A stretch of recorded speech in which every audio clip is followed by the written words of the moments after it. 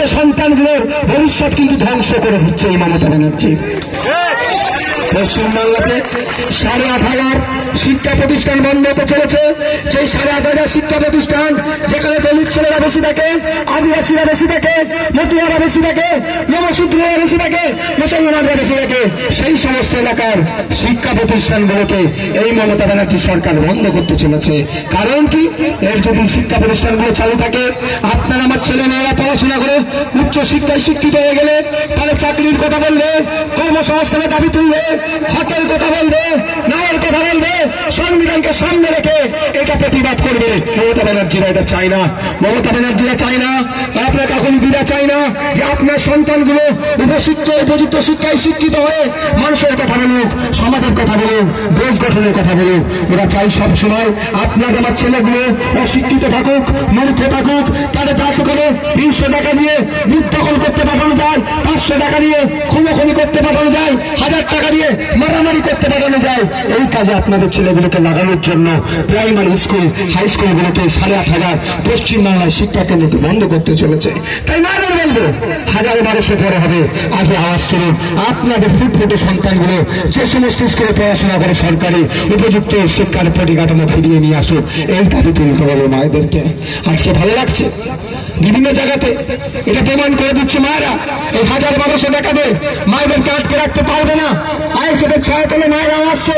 তাই মায়েদের উদ্দেশ্যে বলবো, আগামী দিনে যদি মায়েরা আমাদেরকে সরকার পরিচালনার দায়িত্ব দেয়, আমি আপনাদের বলে যাচ্ছি এখান থেকে অবশ্যই পার্লামেন্টে গিয়ে, যেমন গুজরাটে, যেমন বিহারে মদের দোকান বন্ধ আছে, আপনারা ভোট দিয়ে যদি খামচিহ্নকে ভোট দিয়ে আমাদের তাপসদাকে পার্লামেন্টে পাঠান, তাপসদা পার্লামেন্টে গিয়ে পশ্চিমবাংলা থেকে যাতে মদ বন্ধ হয় তার জন্য চিৎকার করবে। আর এটা বলছি, আমি আপনাদের বলে রাখি, আর আগামী দিনে যদি দেশ রাজ্য পরিচালনার দায়িত্বভার আইএসএফের হাতে তুলে দেয়, তাহলে মায়েদের উদ্দেশ্যে বলছি, মায়েদের দুর্দশার কথা ভেবে আমাদের যুব সমাজকে, যেভাবে দলিত যুব সমাজকে, আদিবাসী যুব সমাজকে, মুসলিম যুব সমাজকে মমতা ব্যানার্জির সরকার এই কাকুনি মধ্যস্থিদাররা যেভাবে মাতাল করে ধ্বংসের দিকে ফেলে দিচ্ছে, সেই ধ্বংসের হাত থেকে যুব সমাজকে বাঁচানোর জন্য 2026-এ যদি আপনারা আমাদের হাতে সরকার পরিচালনার দায়িত্ব তুলে দেন, আমরা দায়িত্ব নিয়ে পশ্চিমবাংলা যত লিগাল ইনলিগাল মদের দোকান আছে সব আমরা বন্ধ করে দেবো। তাই মায়েদের বলবো, আপনাদের মূল্যবান ভোটটা খামচিহ্ন দেন। 1000-1200 টাকা দিচ্ছে আপনার হাতে, আমি বিরোধিতা করবো না। আমরা চাইছি মাকে খেতে মেহনত করে মায়ের হাতে মাস গেলে 5,000-7,000 ইনকাম করে মায়ের বাড়িতে, মায়ের উঠোনে, মায়ের এলাকা থেকেই যাতে ইনকাম করতে পারে, তার ফলে সে আইএসএফ আগামী দিনের জন্য তৈরি করছে। আর 1000-1200 দিচ্ছে মায়ের ছেলেকে মাতাল বানাচ্ছে, 1000-1200 দিচ্ছে 20 টাকার মদের পাউচ দিয়ে মাতাল বানাচ্ছে আপনার বাড়ির পুরুষ সদস্যগুলোকে। তাই মায়েদের ভাব বলতে পারবো, এগিয়ে আসতে হবে। লক্ষ্মীর ভান্ডারের নাম করে আপনার ছেলের চাকরি কেড়ে নিচ্ছে, আপনার ছেলেকে কি করাচ্ছে, আপনাকে 1000-1200 দিচ্ছে, আপনি কষ্ট করে আপনি আপনার ছেলেকে প্রযুক্ত করলেন, শিক্ষা দিলেন, কলেজে পাঠালেন, উচ্চ শিক্ষায় শিক্ষিত হলো, ডিএলএড করলো, বিএড করলো, ডিগ্রি অর্জন করলো। দুঃখের বিষয়, পাশ করে লিস্টে নাম থাকার পরও আপনার ছেলে চাকরিটা কেড়ে নিচ্ছে, কারণ আপনাকে 1000-1200 ভুলিয়ে দিচ্ছে। আপনার ছেলে পরিবর্তে বড় লোকের দামাল ছেলে, যার মেধা নাই, যার যোগ্যতা নাই, যে 15 লাখ 20 লাখ দিতে পারছে, তার চাকরিটার ব্যবস্থা করে দিচ্ছে। তাই আমরা চাই সেই পুরাতন মিল ফিরিয়ে আনতে চাই। সেটা সুদিন আমরা ফিরাবো, যে সুদিনে 330 টাকার ফর্ম ফিল আপ করে, 550 টাকার ফর্ম ফিল আপ করে বড় লোকের ছেলেও কম্পিটিশনে থাকবে, ভ্যান চালকের ছেলেও থাকবে, এই দেওয়ার ছেলেও থাকবে, বারাসাতের ছেলেও থাকবে, বসিরহাটের ছেলে থাকবে, মেধার ভিত্তিতে চাকরি পাবে, কোন টাকা দিয়ে চাকরি পাবে না। সেদিন আমরা ফিরিয়ে আনতে চাই। এর সাথে মায়েদেরকে দিতে হবে।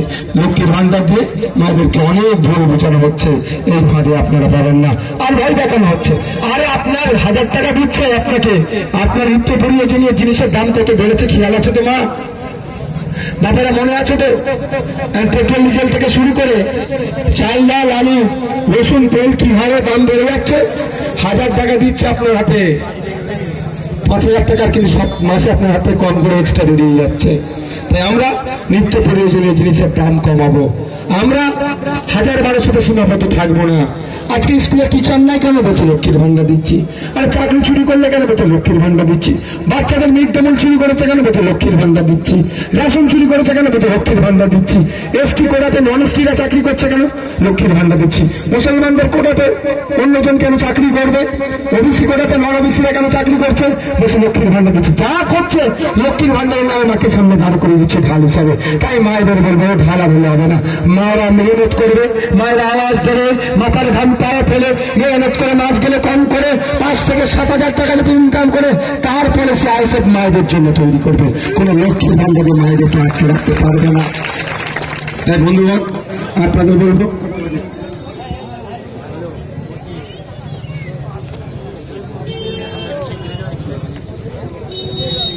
তাই মায়েদেরকে বলবো, বোনদেরকে বলবো, বাচ্চাদের বলবো সজাগ সতর্ক হন। আমি যে পরীক্ষাটা দিলাম, টেস্টটা দিলাম, আজকে করবেন তো? আজকে বাড়িতে যাবেন তো? ফিরে আপনাদের বাচ্চাগুলোকে ডাকবেন, দেখবেন 90টা ফেল হয়তো হয়ে যাবে। আর ফেল হলে আমাকে কিন্তু ভোট দিতে বলি, যার পাস করলে আমাকে দিতে হবে না। দেখুন এই অপদার্থ সরকার, এই শুভেন্দু অধিকারীদের সরকার অনেক কথা বলে, কিন্তু আজকে মোদীজি আসলেন, অশোকনগরে এসে বড় বড় কথা বলে গেলেন। একবারের জন্য মোদীজির মুখে শুনলাম না পশ্চিম বাংলায় যে 8,500 শিক্ষা প্রতিষ্ঠান বন্ধ হচ্ছে ওগুলোকে হাম বন্ধ নেই হনে দেঙ্গে, এটা কিন্তু একবারের জন্য শুনলাম না। কারণ মোদীজিরাও জানে, আগামী তোমরা যদি জানে যে এই যদি শিক্ষা প্রতিষ্ঠানগুলোকে যদি না বন্ধ করতে পারি বা কলমে, তাহলে কি হবে? দলিতের ছেলে শিক্ষিত হবে, আদিবাসীর ছেলে শিক্ষিত হবে, মুসলিমের ছেলে শিক্ষিত হবে। তার এরা শিক্ষিত হলে বিভাজন করে আর ক্ষমতায় টিকে থাকা যাবে না। ক্ষমতার মসনদে থাকবে বলে মোদীজিরা, ক্ষমতার মসনদে থাকবে বলে শুভেন্দু অধিকারীরা। পশ্চিম বাংলার সরকার, এই অপদার্থ সরকার যে শিক্ষা প্রতিষ্ঠানগুলো বন্ধ করছে, একবারের জন্য তার বিরোধিতা করছে না। তাই আমরা চাই কেন লিপ্ত আদিবাসীকে মুসলমানকে পিছিয়ে জানার দরকার নাই। আমাদের যারা দিনে 300 টাকা ইনকাম করে তার ছেলে যাতে উপযুক্ত সরকারি ভাবে উপযুক্ত শিক্ষা অর্জন করতে পারে, তার লড়াই আমরা লড়তে চাই। কি হবে তো নাকি? আমাদের সাথ দেবেন তো নাকি ভাই? সাথ দেবেন তো? আমি শেষের দিকে এসেছি, আমাকে অন্য একটা প্রোগ্রাম যেতে হবে। তবে আমি আপনাদের কাছে একটা অনুরোধ করবো। আচ্ছা, আপনারা কোনোদিন দেখেছেন মমতা ব্যানার্জি শুভেন্দু অধিকারীর সাথে হাতাহাতি লড়াই করতে? ভয় লাগছে নাকি বলতে? দিলীপ ঘোষের সাথে কুণাল ঘোষের হাতাহাতি লড়াই করতে? মোহাম্মদ সেলিমের সাথে ফিরাদ হাকিমের লড়াই করতে? অভিষেক ব্যানার্জির সাথে অধীর চন্দন চৌধুরীর লড়াই করতে? লড়াইটা কিভাবে দেখেছি? মিডিয়ার মাধ্যমে, মাইকের মাধ্যমে। তাই আমি এখানে এসে আপনাদের উপর বলে যাবো একটা কথা, কারো প্রয়োজনায় পা দেওয়ার দরকার নাই। কারো প্রয়োজনায় পা দিয়ে ভূত স্তরে মানুষ মারামারি হিংসায় জড়িয়ে পড়বেন না। মমতা ব্যানার্জি যদি শুভেন্দু অধিকারীকে দেখে এসি রুমে চা খেতে পারে, কুণাল ঘোষ যদি দিলীপ ঘোষের সাথে এসি রুমে বসে কেক কাটতে পারে, বিজেপির প্রার্থী দিলীপ ঘোষ, কীর্তি আজাদ তৃণমূলের প্রার্থী, তারা যদি কোলাকুলি করতে পারে, বিজেপির প্রার্থী সজল ঘোষ, সিপিএম এর প্রার্থী তন্ময় ভট্টাচার্য যদি একসাথে কোলাকুলি করতে পারে, সুজন চক্রবর্তী যদি পার্থ চ্যাটার্জির সাথে এসি রুমে বসে গল্প করতে পারে, কেন আপনাদের ভূত স্তরে, কেন আমলিয়াতে, কেন দেগঙ্গাতে, কেন বারাসাতে, কেন বসিরহাটে, কেন মিনাখাতে, কেন ক্যানিংয়ে লড়াই হবে ভাই? আপনারা যার জন্য লড়াই করছেন সেই বাবুরা তো এসি রুমে বসে গল্প করছে, এসি রুমে বসে চা খাচ্ছে। তাই অনুরোধ আপনাদের কাছে, কারো প্রয়োজনায় পা দেবেন না, আমি অনুরোধ করছি। আজকের পর থেকে আপনাদের একটা কথা বলে যাই, কোন দাদা দিদি যদি বলে এই কর সেই কর, আমি কোর্ট কাছারি পুলিশ দেখে নেব, আমি আপনাদের বলছি সেই দাদা দিদির কথায় পাত্তা দেবেন না।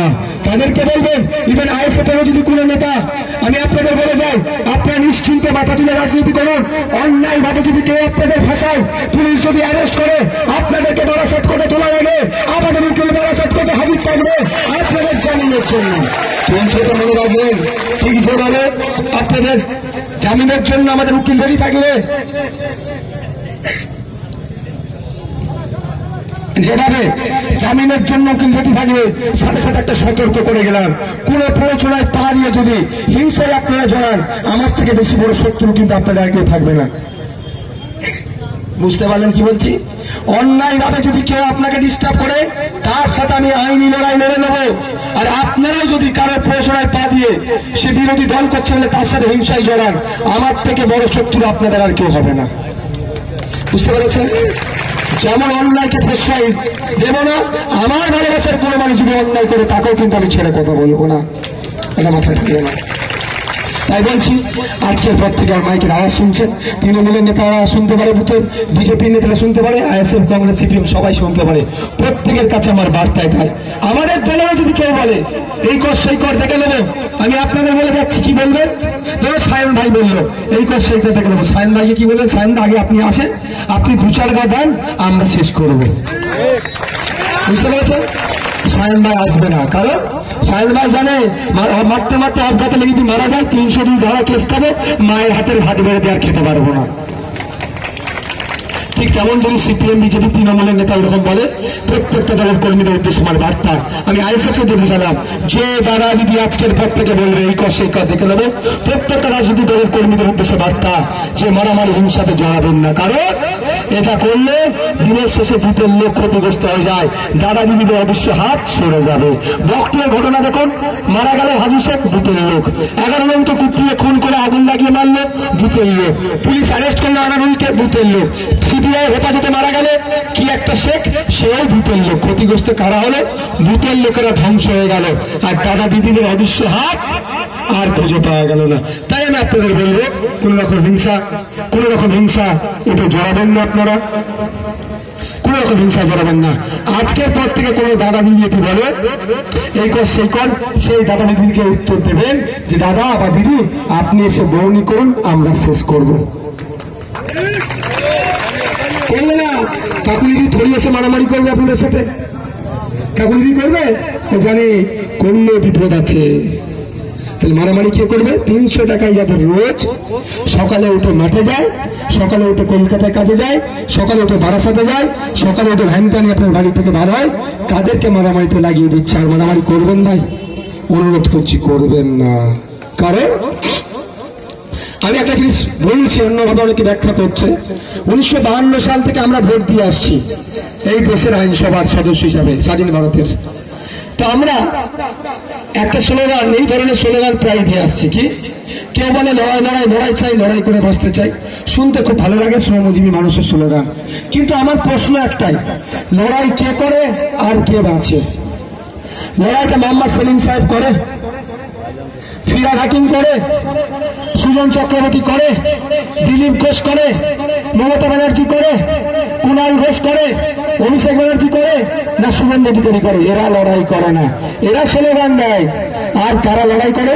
300 টাকার রোদে যারা কাজ করে, ছোট যারা বসে আছে, এদের এরা লড়াই করে। আর বাবুগুলো শুধু স্লোগান, এই ধরনের স্লোগান দিয়ে তারা লড়াই করে।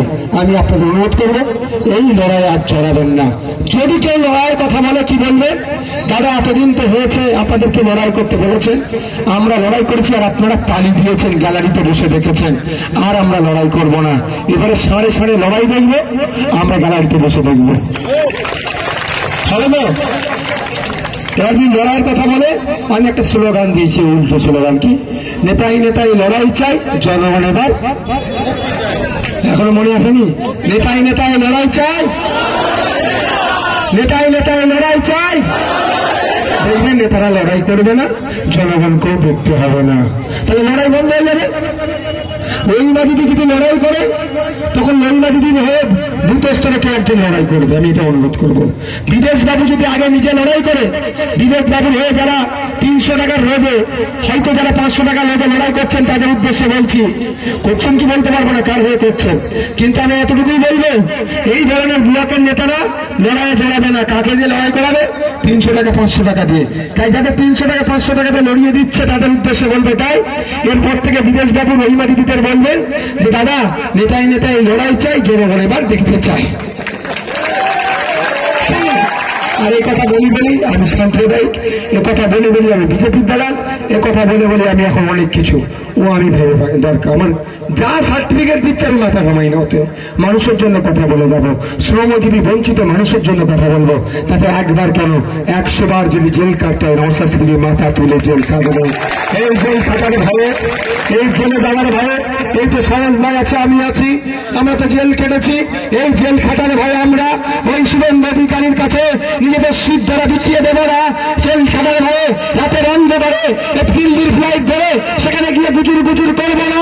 এই জেল খাটার ভয়ে আমরা কোন মমতা ব্যানার্জি অভিষেকের কাছে মাথা নত করবো না। আর এই জেল খাটার ভয়ে কোন মোহাম্মদ সেলিমদের কাছে মাথাও আমরা নত করবো না। আমরা মানুষের জন্য লড়াই করছি, মানুষের জন্য লড়ে যাব।